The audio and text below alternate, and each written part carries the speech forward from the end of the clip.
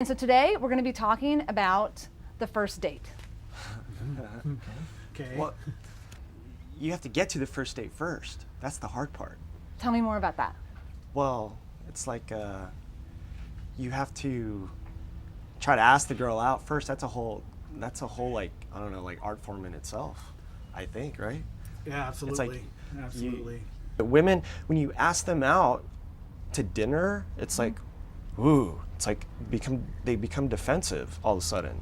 It's like it's easier to ask them out to lunch or to coffee because then they're not threatened by that. They automatically think it's going to lead to sex or something. I don't know. It's just Do weird. you feel that that's similar for you, Michael, that women are defensive, like when you ask them Women out? do have some sort of a barrier. It's like a see-through barrier, like a plexiglass. They do have Okay. that, and you can see what you're looking at, and you can say, oh, she's beautiful, or she's nice, or she's smart, but they only let you get so far beyond to that barrier.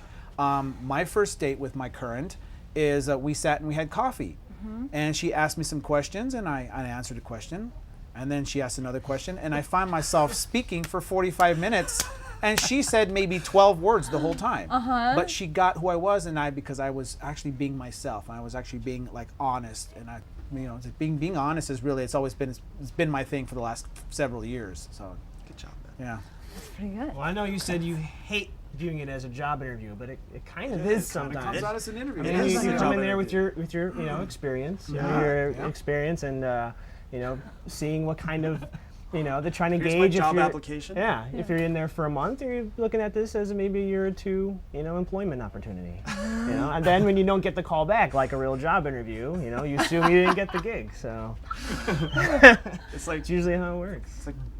it can be good. I mean, if she can talk and actually give to the conversation versus you doing all the talking, it's like I've met girls like that too, where it's just they don't say anything. It's like, what's wrong? Do you have a voice? Are you So okay? you experience that when you go out that you guys are talking a lot and the girl is not talking that much. I feel that I do. Yeah. More often than not. More often than not. Yeah. I guess so. Yeah. I'm a jokester, so I just like to play around with them and make Mm-hmm. them laugh. So I do end up doing most of the talking, I think. Yeah. What is that like for you? To be the one doing all the talking?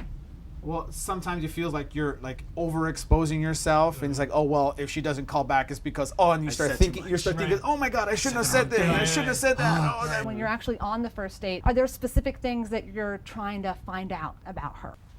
For me, on the first date, there should be some sort of, and this is not going to be helpful maybe, but there should be an inherent spark. And I can't really contextualize it, I can't verbalize it, but you just know, like, the conversation is easy, like you were talking about how forcing conversation, like it's easy, your guys are laughing, there's just a connection, there's a spark that happens almost right away, and you know that this is cool. This might be a girl I can hang out with more. Yeah, if you've got an attraction to her, not so much physical. I mean, physical is always going to be there, but if you could just connect with her, like you guys are on this like. You both like the same music, the same movies. Your families are similar, something like that. If you can get along with that person based on who your past is, that would work out really well. It works out really well. So. You have this innate physical attraction to them when you first meet, and it's great when you have that, and then when you actually get to know them, and then there's something beyond the physical attraction. I like to get to know them as a person.